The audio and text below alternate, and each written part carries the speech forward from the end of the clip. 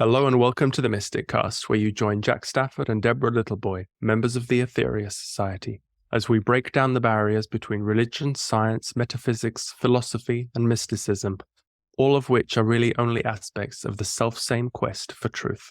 Please note, this is an independent program, not produced or fact-checked by the Aetherius Society. Today, our guest is Dr. Saul Miller, an internationally renowned performance and sports psychologist, author of 10 books on performance, the most recent of which is Winning Golf, The Mental Game, describes techniques to enhance focus, emotions, and attitudes to improve one's golf game, as well as the quality of life. Dr. Miller's clients come from sports, business, healthcare, and the arts. Indeed, all are performers. He consults with individuals and teams. Well, that's a great introduction. Hello, Dr. Miller. Hi, it's a pleasure to be with you. Well, thanks for joining us. You're an unusual guest for this show in that we normally have people with very left field ideas, but your ideas are more, you're a very widely respected sports psychologist. So, well, I think, we're all performers, as you said in the introduction, and sport is just one form of human expression. And I think as we chat about this, we'll see that there's some real parallels to achieving your dream in sport as there is in achieving your dream in anything else. And there's a physical component, there's a mental component, and I think there's a spiritual component.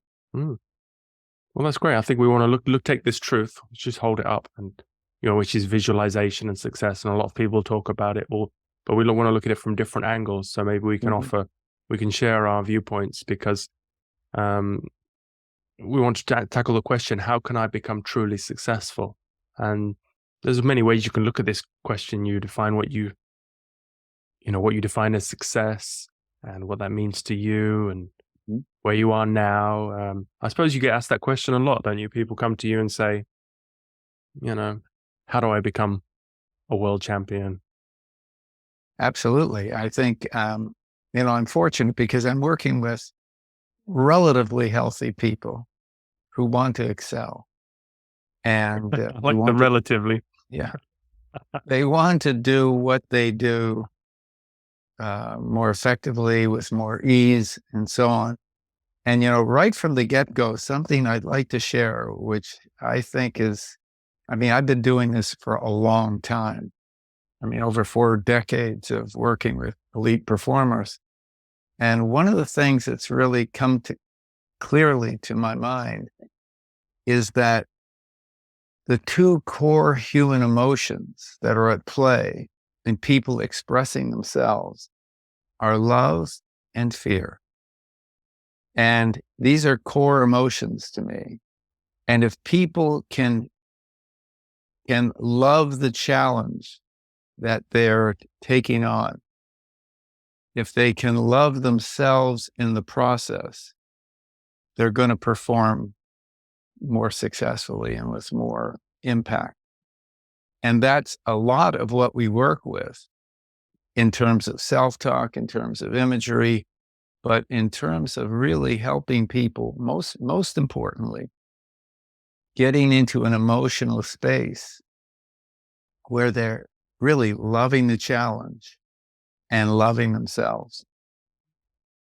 I think love and creative thought are 2 of the most powerful forces on the planet. So people have a creative sense of what they want to manifest.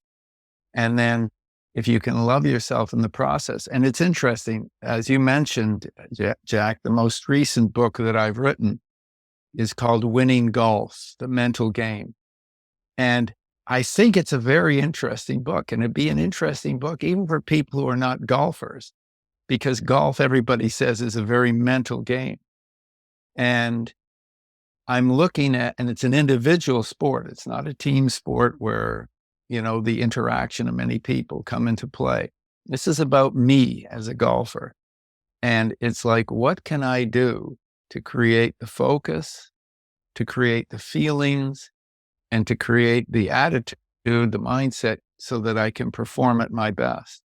And I honestly believe that the techniques I describe, and the nature of the book is, it's very clear how-to book. This This is how you do the breathing exercises in order to create the kind of state that you want to be in, where you're feeling energy just flowing through you and you're, in a sense, loving yourself more. One of the things I always say to my clients is that self-love, feeling good about yourself, enables you to express yourself better. And what happens in golf and in many other things, I mean, I work with actors who are going to have an audition, and so much of the thinking that they have is, don't mess this up, don't blow this, don't ruin this, and so on. It's the same as the golfer standing there thinking, don't hit it in the trees.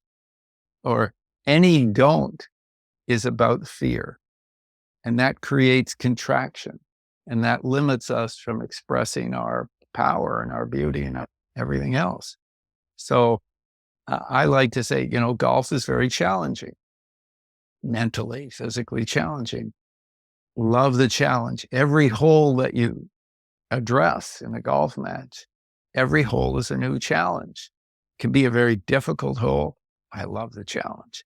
It can be a relatively easy hole. So if I'm loving the challenge that's presented in front of me, and I'm loving myself in the process, just by loving myself, I mean just feeling energy freely flowing through me, then I'm going to, in golf, the ball has no energy of its own.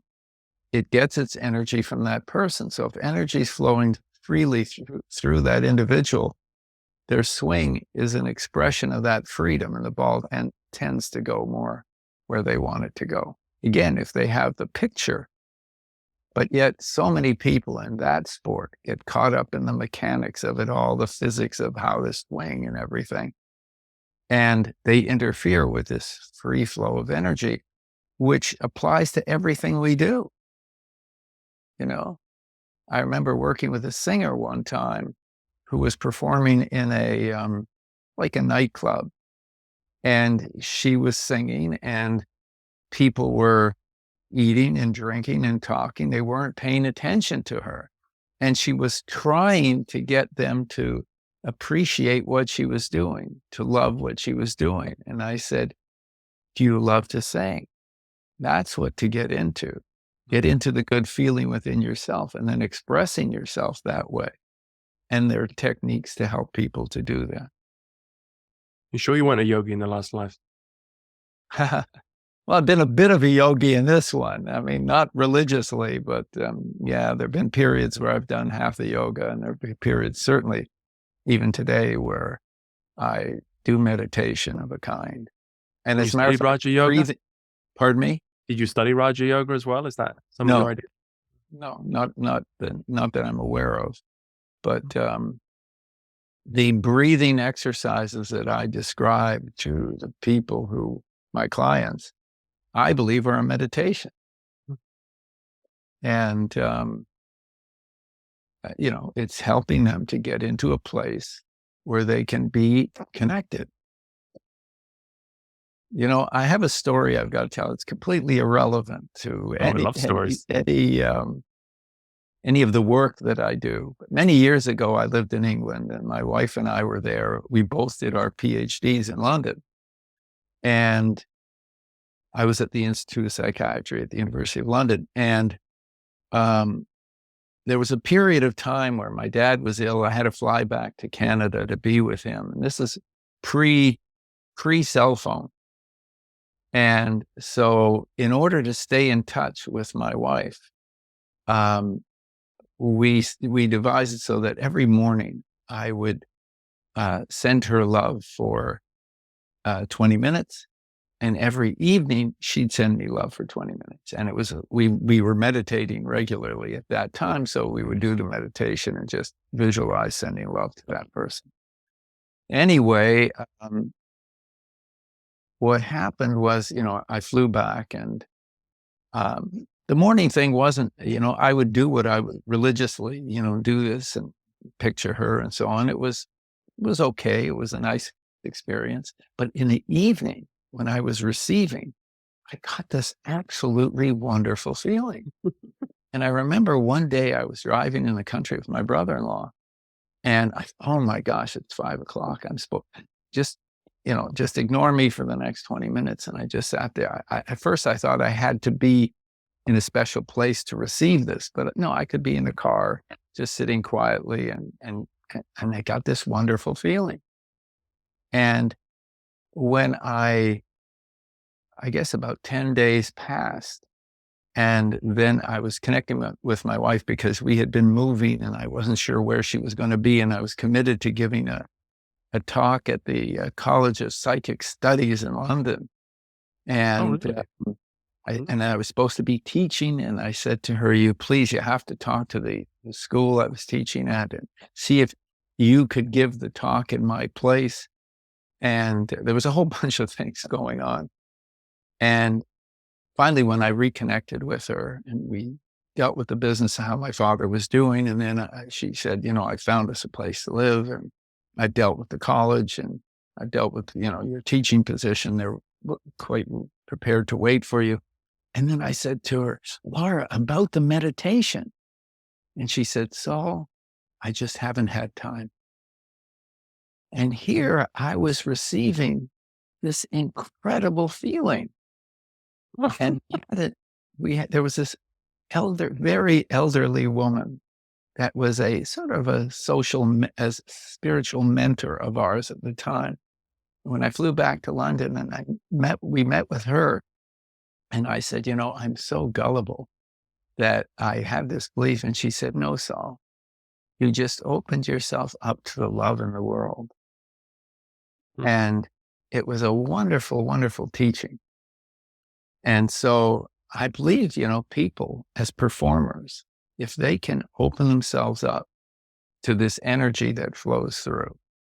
And as I say, when I'm talking to professional athletes, I'm not framing it quite this way. I'm talking hardball to them so that, because I think in terms of what I do, there's two components. One is having a technology that works, that's going to help them create the feeling and the focus that they need to excel. And the other is being able to sell it. And in the selling it, you speak different languages to different people. And so, but I think love is a tremendously powerful force in this whole process. And the antithesis is fear, and fear creates contraction, and it causes all kinds of performance issues. In golf, the ball doesn't go where you want. And in many sports, in ice hockey, I work with a lot of that sport. People are squeezing the stick. They don't want to make a mistake. And that's how people are coming from that negative place. And, even speakers, somebody getting up to do a presentation, if they say, don't blow this, don't make a mess. Creates contraction. They lose power. They lose joy. They're disconnected. That's so funny how we end up talking about the same things from different angles with different people, isn't it, Deborah? We've been talking about love and fear on and bravery in our book, The 9 Freedoms. The kind of the Bible of the society is about the first freedom is bravery, and we were talking with our other guest about how love is expansion and fear is contraction. So yeah, it's all talking about the same elephant in different ways, no? Well, it's core stuff. It's really the essence of it. Yeah. If you talk, it's interesting. There was an American sporting coach who wrote a book back in the late 70s called The Inner Game of Tennis. And he talked about there being mind one and mind two. And mind two, after you've performed a sport for a while, or any activity for that matter, instinctively, how to do it. So he was talking tennis, how to basically hit the ball back and hit the ball back and hit the ball back. Mind two knows how to do it. Mind one is like this superego, this executive function that's watching.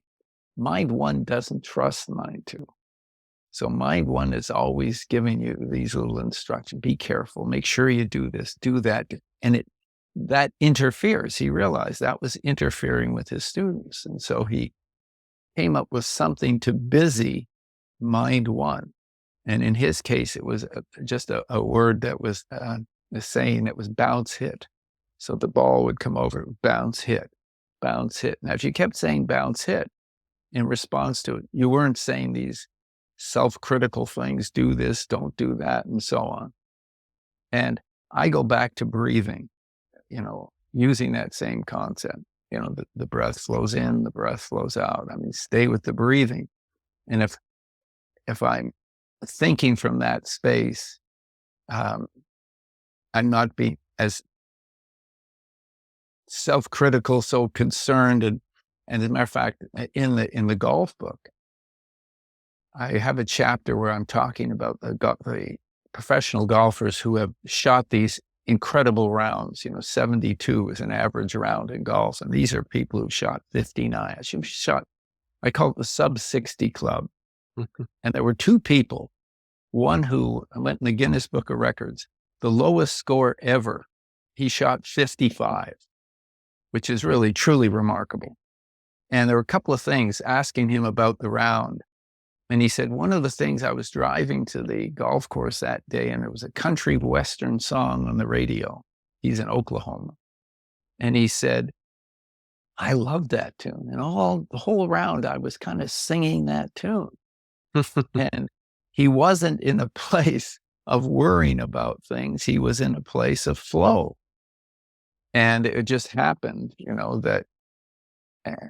that's the song liberated him to some extent from the usual chatter that creates tension that inhibits his performance. And so I was talking to him about this mind one, mind two idea. And he said, I used to talk to a psychologist, and he told me to give this part of me that, is always chattering away a name. And I call it the weasel. And he said, sometimes I tell the weasel to shut the heck up, But we all have this weasel at times that's going on that really inhibits our joy and our performance. Yeah, we have to work, though, with techniques. People will perform under pressure as they've previously performed under pressure, unless they overtrain themselves away from the pressure. And that's doing their daily stuff, working with the breathing or the yoga techniques or whatever. My techniques, I'm working with, self-talk and imagery and breath and so on. Yeah, I like that. The north-south idea is much more relatable to me. We're taught in the West about the East, the hemisphere, left brain, right brain. I've learned from my metaphysics study that we have a higher self and a lower self. And, the more we're in the higher self, the better results. But I love the idea of what you're saying about get out of the way as well. That's something, isn't it, Deborah? We were talking with the other guests, it's these synchronous. Well, would you mind sharing your breathing techniques with us? We have 6 breathings that our master put together for us, which is as part of our routine. And I'd just like to hear what your technique is to sort of draw some similarities between the two. Would you mind? Sure. No, not at all. The essentially, I call it conscious breathing, but it essentially has 3 parts. And the first part is really getting into the rhythm of the breath. And I relate the breath to waves in the ocean. And I'm telling people you can always find the waves. And I get them first to just experience the breath coming in and the breath going out, and the breath coming in and the breath going out. And if they put their hands on their body, on their chest, their abdomen, they'll notice that as they breathe in, the abdomen, the chest rise. As they breathe out, it falls. And that's the parallel I draw. The waves come in and the waves go out. And the waves come in and the waves go out. And you can always find the waves, no matter what you're doing. You can always find the waves, and the waves will help you to be more calm and strong. And then the second part of the breathing exercise is to realize that there's energy, prana, whatever, all around. And every time you breathe in, you're drawing this energy to you. Now, I'm dealing with some usually physically powerful people, I tell them, you want to be even more powerful, draw the energy to you. They're not big breaths, just nice, smooth breathing rhythm, drawing the energy to you. We have, we're connected to everybody has a personal connection to an unlimited supply. So it's a way of reconnecting to everything. And then the third thing is directing the energy. And that's probably the part that requires a little bit of practice, where they're drawing the energy to them on the in-breath. And on the out-breath, they're imagining that energy flowing down from the shoulders and the arms into the hands. We go through that a number of times. And if they use an instrument in what they do, a club or a stick or what have you, it's seeing that energy flowing right into that object. Then it's breathing in the energy and allowing it to flow down from the hips and the legs into the feet so that they feel grounded. And then it's breathing in and sending that energy up into the head, up into the eyes. I get them to close their eyes. And then we get into some breathing. And then I add some imagery to that while they're in that state. So it's kind of, it's a highly suggestive state where they're connected. Mm. And that's most of what the breathing part of it is. But then there's another exercise I do for when they're feeling tension, negativity. I get them to understand that any negative, anxious thought, frustrated thought that goes through there creates tension in the system. And so what they're working to do is they can exaggerate the tension, let it go, and use it as a stimulus to breathe in energy. And that, for an instant, will clear the screen. And then they introduce a thought. And the thought can be something like, I can handle it. And it's interesting. This emblem here, this is Nike, the sports company. And they have one of the best logos, one of the best logo statements. Their motto, I guess motto is the word. Their motto is, Do it. Just do it. Exactly. Yeah. It's brilliant. I mean, it's very simple. So that's really what it's about. And if you I make recordings from my clients. Everyone is personal to the imagery stuff that we have at the end is quite personal based on things we've talked about. But I said, if you're doing this, let's say it's a 10-minute exercise. And if you do this every day, after a while, you build up enough habit strength that you can walk into a pressure situation and just take a breath. It's like you've built up a bank account and now you take a breath and you're drawing on that account. So you can then be in a pressure situation and tap into that good feeling zone. And I often end these sessions by saying that self-love is what helps you to be at your best. And the easiest way to love yourself is just to take a breath. And I'm very fortunate because when I'm doing this, I'm usually breathing myself, So it's funny. I was giving a talk one time to a group of people in the forestry industry. This was in Portland, Oregon. And I was giving my spiel. And then I sidetracked to get into a story because I love telling stories. And I sidetracked to get into the story. And then I forgot what I was talking about. I forgot where I was going. I'm talking to several hundred people and I'm up on the stage and I said, gee, I forgot what I was talking about. And one of the guys in the audience yelled, well, take a breath. It was perfect, because you can just imagine somebody might, oh my gosh, what was I thinking? And then it goes away.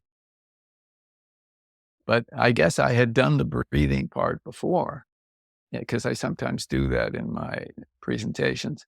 And it was just a perfect line. I started to laugh. And of course, then you create ease and things, you're back into the flow. Yeah. Wonderful. Yeah. It's very, very similar. When you was talking about the weasel mind, with our breathing exercises, Dr. King has given us some affirmations to speak as we're breathing. And so if you like, that stops that stops that number one mind from interfering, because we're actually telling it now we're mastering our mind, and I'm now mastering my mind and my body. And actually, while you're saying that and you're breathing, what you're doing is you're mastering your mind and your body, because you've shut the weasel up. And so I completely, completely line up with that whole method. It certainly works for me. That's a great affirmation. I'm mastering my mind and my body. I think I'm going to use that one. That's a good one. Excellent. Thank you, Dr. King. Yeah. Also, because you equalize the breaths, the in-breath and the out-breath. So you take control, you decide how long, because breath is brain waves as well. So when you're doing something, your breath, you like your HRV, when you're taking that, but when you do the equal breathing, you get a good HRV result. And so. Well, and when people start having a hyperactive mind one, if we will, they absolutely start getting into beta, and they're changing brain waves, and it's So you mentioned one mystic experience you'd had with this receiving of love. Have you had other mystic experiences?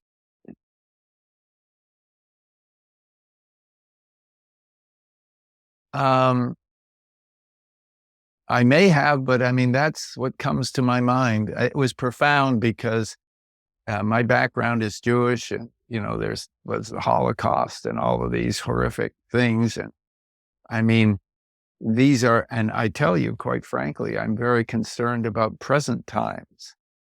I mean, there's a really suppression of freedom of speech, and there's a lot of, I think, very bad things starting to happen or happening. And the thought that there's love in the world, which is not something that I embraced up to that point. I mean, there's love, but it was profound. And it's been a thought that has always stayed with me. Yeah, love is a physical thing. Yeah. I think it's the essence, really. It's exactly right. That's what we have been taught. That love is the third creative force. So in other words, that was the third thing ever from source to be created. So we've got the creative will, and then we've got the and I've forgotten the second one because I'm a bit like that. Mind. Yeah. And then you've got the glue, which is the love, which combines those two together to keep, so that you've got this trio going. So if you actually tap into that love energy, and they work as a threesome, if you want. So when you've actually gone to the source of everything. So you've gone everywhere. And that's the way I see it. When you were saying about contracting with fear and expanding with love, but the more you're able to expand with love, the more you expand with everything, because everything comes from that one source. And even as I'm saying that, I can feel I can feel my heart center going, yeah, you've got that right, Deborah. I mean, I don't get many things right, but I know I've got that right. And it's wonderful. It's wonderful to hear it. Well, another thing and this may sound contradictory to your philosophies and the way you generally think, but I often ask my clients, almost regularly, the sports clients, to pick an animal that would give them the feelings they'd want to have if they were performing at their best. And with elite performers, 99% of them are picking predators. And probably, I would say 2/3 of those are picking the big cats: tigers, lions, panthers, cheetahs, jaguars. Some are picking wolves and bears and eagles and falcons and so on. And I say, what's the difference between, let's say we're talking golf. What's the difference between the golfer who's a predator and the golfer who's the prey? And I'm not talking about the predator preying on somebody, but I'm saying the golfer who is the predator steps up to make something happen. The golfer who's the prey doesn't want to make a mistake, doesn't want to miss, And again, many people come from that place. It's fear again of being tentative, being, and some sports, golf is not maybe a little different in that respect, but some sports, you have to react like this. And if you're tentative, again, mind number one slows people down.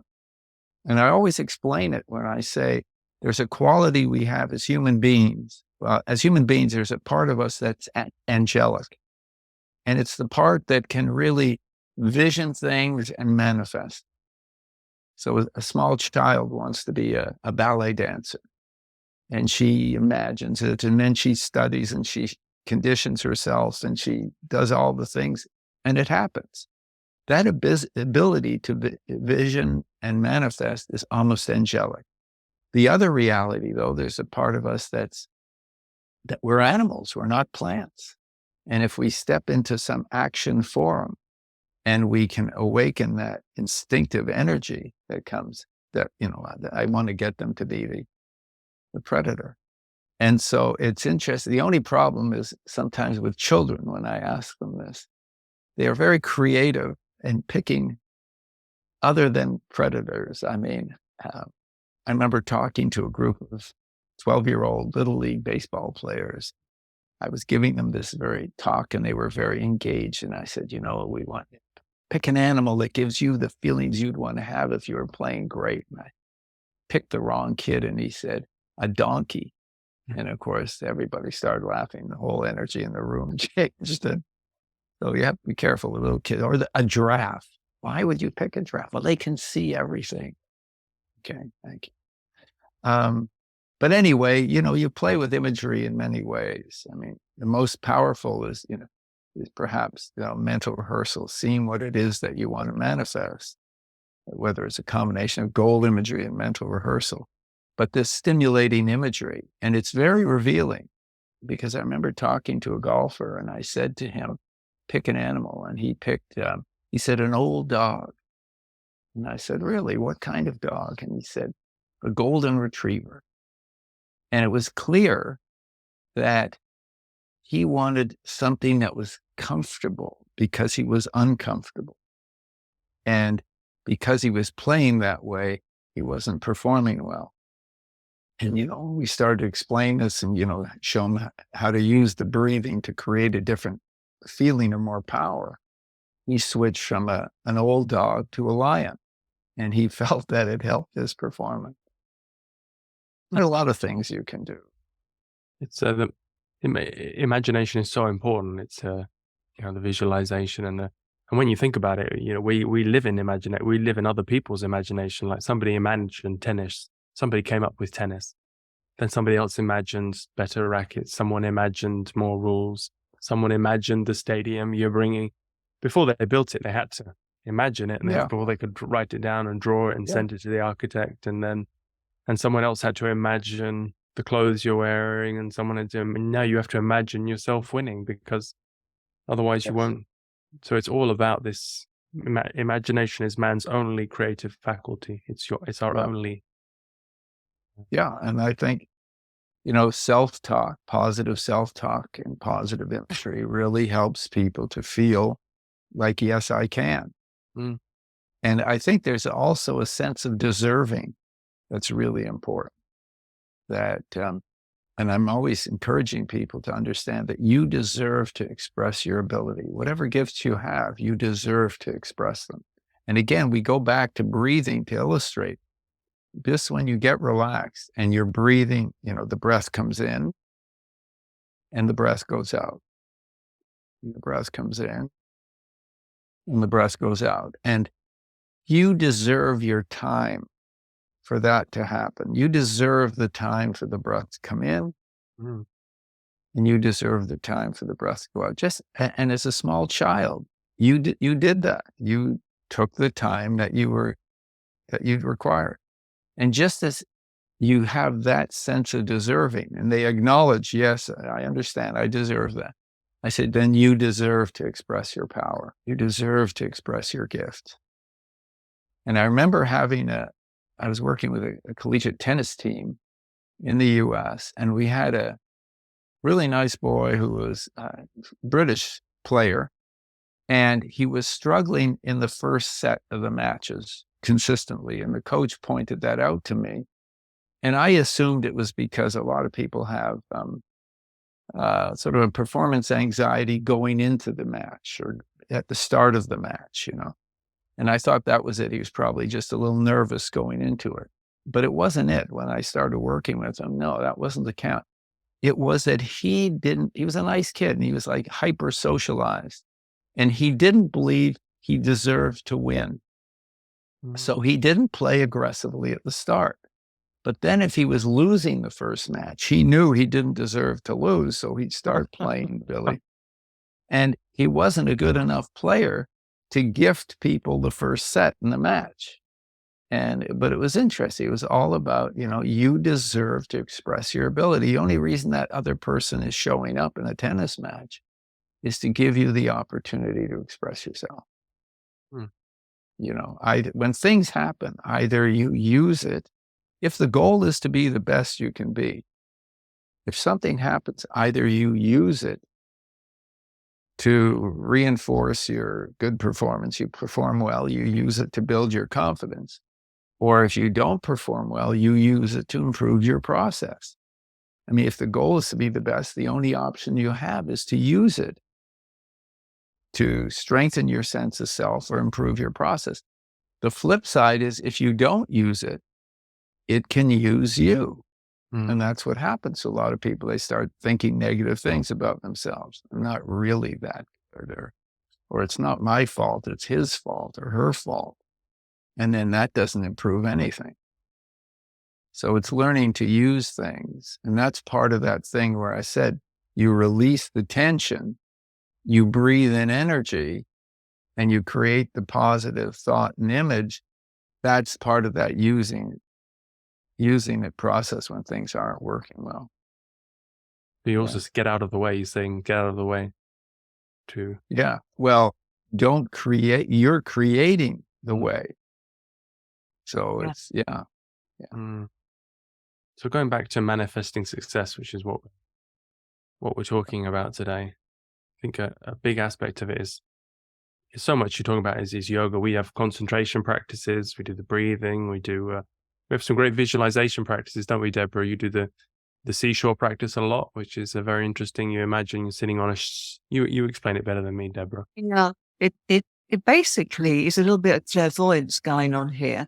So what we do is somebody has to imagine the perfect beach.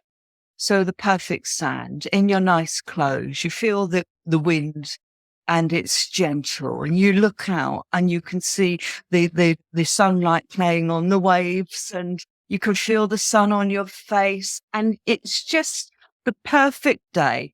And you're there and you've created it. It's your beach. Nobody else is on that beach, just you. You can feel the sand nice and solid underneath your feet, and you're there. And it depends. I'd probably leave them there for 3 minutes, 4 minutes, not very long, but enough for them to really, I've created this perfect place. And then you let the imagination split, and whatever happens, happens. So sea could get a little bit rougher. The sand could get rippled. There could be a hurley blowing off of the sea, nearly knocking you over, or the scene could completely change. And what we say is, let it go. Just whatever is going to happen. Don't analyze it. Just be the observer. Watch it. And so you leave them there with like 3 or 4 minutes just to see what's going on. And then this is it. You bring them back. So you say, okay, with all the power of your imagination, now bring back that scene, the perfect sand, and what that does is gives them the self-confidence to know whatever situation they happen to be in, they can come back to the perfect place because they've proven it. But the going out, what we do is we take them out into their auric envelope, so a little bit out into their emotional bodies, if you want, and they see what's coming towards them. They might not know what that means, but as it comes towards them in the next day or that later that day, they recognize it. So they got their internal self-talk conversation going on, like, hi, mate. And then they go, I know what that meant. But I know that I can come to that calm place. I don't have to react in that way that I habitually do. And it's as simple as that. Half an hour. Well, and then no, they're gone. I think that's a wonderful technique. The only thing I might suggest or add to it is that they should do it a number of times. Because, as I said earlier, people tend to perform under pressure as they previously performed, in my opinion. So if people have been dealing with difficult times and they do this once, I don't know if it has enough strength to carry over to other difficult times. But if they, if every day they took a few moments to sit there and create this perfect beach and just let what happens, and just, and then be able to recreate the peacefulness of it. Eventually, the first time they got it, but is it they're strong enough in their being that they would think of using it? And that really hits it on the head, Saul, because we're told, I do it on a weekly basis. So people meet on a weekly basis, and that's what we do. It's a seashore practice. That's what we do. Sunday morning, 9:00, Deborah's doing the seashore practice. So come along. That's basically it. But Dr. King has said that you have to do it from a place of reverence. So you can't treat it like you're doing the washing up. Otherwise, it takes it away. So you have to really treat it with utmost reverence, because then your concentration is totally on it. And if you do it too much, like if you do it over and over without that place of reverence, then it loses its power. I hear you. I'm not 100% sure. I remember doing transcendental meditation for several years, and the deal there was 20 minutes twice a day. And there were times when, okay, I pull over in the car and do it, and wasn't necessarily feeling particularly reverent, but it was a discipline. And it was a respectful discipline. And I think, even though I don't do that today, I think it's taught me something profound. Yeah. So, I think there's something, like Pete, I was doing a podcast the other day, and it was sports one, and the chap asked me about, what was I going to say? Why professional athletes are so successful, and one of the things was they have a discipline. It's to be successful at the highest level in that form of human expression, you've got to be physically extremely fit, and they work out all the time. So they put other things aside and do their work, and they work on their techniques all the time, so they have determination. It's expressed in their discipline. And I think the same with the meditation. When it's determined, I want to be healthier. I want to be happier. So I'm doing this because I think it will help me to be that. Sometimes I don't feel like doing it, but I have the discipline. And then, anyway, I understand what he's saying about it. It's obviously it's more powerful if one really experiences the reverence of it. Yes. On all of our breathings and our mantra and our prayer practice is very much, you do a daily routine, whether you like it or you don't. So totally on that. But on that particular, the visualization of it, that was just something that came, that was given. So totally get what you're saying there. It's also a clairvoyant exercise, isn't it? You're seeing the future. People can predict the future from that exercise. Well, I was going to ask, when they're doing the seashore exercise, and they create this idyllic situation.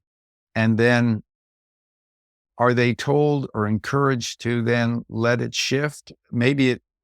Could they not just sit in that idyllic situation? The grasshopper mind. Yeah. They of course, but that would be a different practice. The whole idea is that you then allow. So you're making you're allow. So you're expanding see what's going on in your emotional, because that stuff is out there before we're actually aware of it. And so we've got this, what we do then over time, you build up this personal conversation with your emotional body, if you want to, and then you recognize that. I'm not understanding, Deborah, what is the stimulus to shift the gear? I mean, from, okay, I've sat there quietly, perfectly for so long. Is there something that is said that they say to themselves, okay, bring on the wind? It's like to loosen loosen the focus as opposed to consciously change it. So you're really concentrating, you're really in that space, but then you let it go. Like when you loosen the focus, and then you see what happens. Okay. I mean, sometimes when I do it, I loosen the focus and nothing happens. I'm still on the beach. Yeah, no, that's what I would think. Yeah. Yeah. But at other times, I loosen the focus. Well, just to give it just a quick, I know that we're running out of time here, but just to give you a quickie. My beach, is a real beach. It's a favorite beach. So I've gone there. I know it. And there was a whale washed up on it.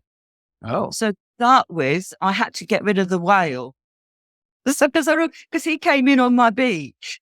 So I had to get rid of the whale. And then I'm concentrating. As soon as I let the focus go, the whale came back, and so did loads of people to look at the whale. So there's this whole. It showed me that that actually that wasn't in my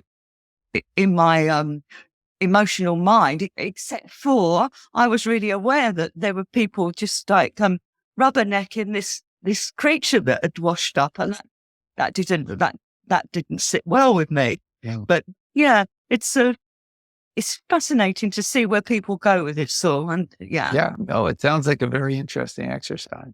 Yeah. One aspect I did just want to mention before we wind things up is how mental creations manifest on different realms of existence. So when we are thoughts are things, this is something I didn't realize before, that there are different frequencies of consciousness and existence, and thoughts actually manifest. And we are literally existing in a soup of our old thoughts, and mental thought forms impregnate the aura, and we create thought forms which can go with us, and they're visible to maybe a psychic, but not to non-psychics. So that's just something I wanted to mention as well. Well, you'd mentioned earlier, Jack, something about affirmation, and again, there's a whole in my golf book, which is this one, Winning Golf, the Mental Game.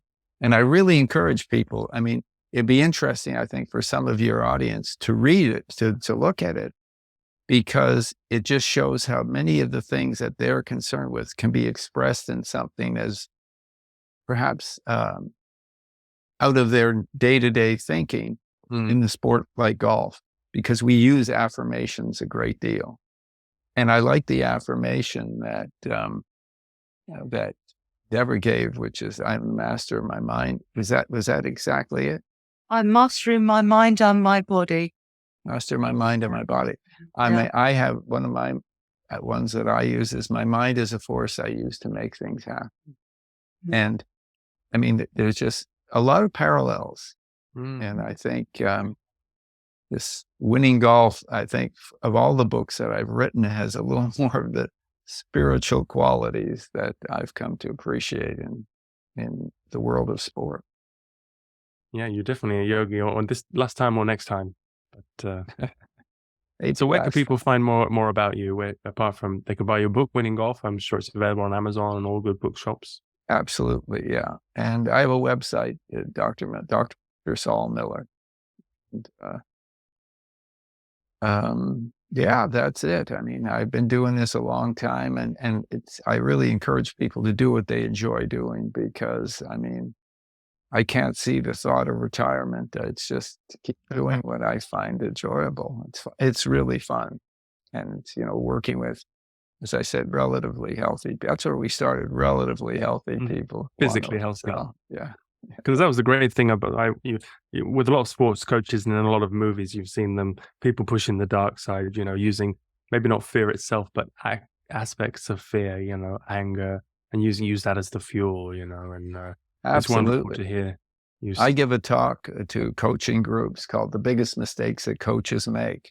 And I list 10 of the biggest ones. And it's negative eyes is number one, really focused on what's wrong. And the second one is insensitivity, not realizing how they broadcast and who they're talking to. Sometimes you get a lot more from somebody. You have to hold people accountable. But, saying to somebody who didn't do something well, that's not who you are, is telling them they're better than that. It's giving them a positive thing. That wasn't good enough, and you're better than that, as opposed to telling them that you're no good. And boy, they hear a lot of that stuff. Yeah. In the beginning, did you say you lectured at the Institute of Psychic Studies in London? Did you? I did. Oh, what was that? Did you say that?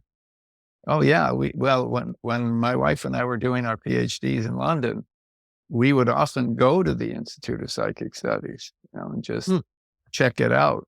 And the famous place, that's a shrine in the. Yeah, it was a remarkable place. And we would sit, I had different mediums there and different things happening. And I was even teaching a course in London in a small college for a while.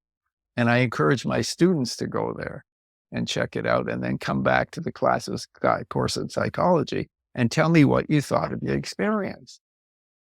And it's just getting people to expand the possibilities of what we are and who we are and all that. And again, I'm a little concerned. We could get off in a whole other conversation. I'm concerned about what's happening these days, because I think there are repressive forces at work. Oh, definitely, yeah. They've always been there, but maybe they're more visible now. Maybe it's maybe we're more attuned to them. Maybe we're more conscious. No, they're more active. They're more active, and maybe in some forces. But well, anyway. This is the quickening. This is also times in with our teachings as we, which is why we're working so hard to build. Can you say it for me? Build bridges before. Yeah, to show that actually, as you said, is that we're all working towards the same aim. We just express it in different ways. Yeah. And it's not an us and them, it's an us. There's only us, and we express it in ways of loving and expansion, as opposed to that fear and don't know what's going on there. No, we need to embrace everybody and learn from each other and pull out those parallels, which you've done so beautifully for us, Saul. And I really do appreciate you coming on. I know that when I invited you, we're going like, she got the right email address. I didn't get that sort of vibe off of you, but I'm so pleased that you're agreed to join us. No, it's been fun. I've really enjoyed it. I wish you all good health and continued adventures. Thank you. Thanks so much for coming on. Thank you. Bye-bye. Bye-bye.